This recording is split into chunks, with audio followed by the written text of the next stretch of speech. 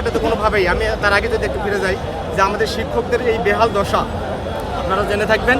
৯,৩০০ টাকা একজন শিক্ষকের স্যালারি, ইফতেদায়ী শাখায় যে শিক্ষক আছেন, এই ৯,৩০০ টাকার মাধ্যমিকের ১২,৫০০ টাকা আমাদের যে আমরা বেতন পাই, সর্বসাকলে ১,০০০ টাকা বাড়ি ভাড়া দেওয়া হয়। এখন বাংলাদেশের এমন কোথাও নাই যে ১,০০০ টাকা বাড়ি ভাড়া পাওয়া যাবে, এটা আমরা আমাদের বাংলাদেশে সবাই জানি। আমি একজন মানুষ, আমি বাসা ভাড়া নিয়ে থেকে ৫,০০০ টাকা, আমার বিদ্যুৎ বিল আছে, গ্যাস বিল আছে, সব মিলে যেটা বলতে চাচ্ছি আমি সেটা হচ্ছে আমাদের 20% যে দাবি, এটা যদি একটু অ্যানালাইসিস করে আপনাদেরকে বলি তাহলে হচ্ছে ৯,৩০০ টাকায় আপনার ৬০০ কত টাকা যেন আসে আপনার এই বাড়ি ভাড়া, আপনার ১২,৫০০ টাকায় কোনোভাবেই ২,০০০ টাকাও হয় না।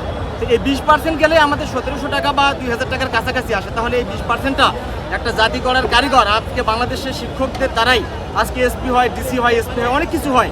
এই শিক্ষকদের যে অবদান, আজকে শিক্ষকরা যদি এভাবে রাস্তায় একের পর এক আসে, আজকে আপনারা জেনে থাকবেন আমাদের দীর্ঘদিন ধরে প্রায় ১ সপ্তাহ অতিবাহিত হচ্ছে, আজকে আমাদের শিক্ষা প্রতিষ্ঠান বন্ধ, আমাদের অন্তর কিন্তু দুঃখে আমরা কাতর হয়ে যাচ্ছি যে আমাদের সন্তানদের ক্ষতি হচ্ছে।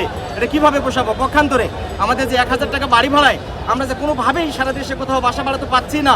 একজন শিক্ষক আপনাদেরকে যদি বলি আজকে যে কাঁচামালের ব্যবসা করে, রিক্সা চালায়, বিভিন্ন পেশায় যেনারা নিয়োজিত আছেন, তেনারা কিন্তু অনেক কাজ করতে পারেন। পক্ষান্তরে একজন শিক্ষক অনার্স মাস্টার্স পাস করে বর্তমানে কিন্তু বিভিন্ন পাবলিক বিশ্ববিদ্যালয় থেকে পড়াশোনা করে এই ১২,৫০০ টাকা যখন চাকরিতে ঢুকতেছেন, তেনারা কিছুদিন চাকরি করে আবার সেই চাকরি ছেড়ে দিয়ে কোম্পানিতে যা যোগদান করতেছেন। তাহলে একজন শিক্ষক যখন শিক্ষকতা করেন, পাশাপাশি উনি কিন্তু আর অন্য কোনো পেশায় নিয়োজিত হতে পারেন না।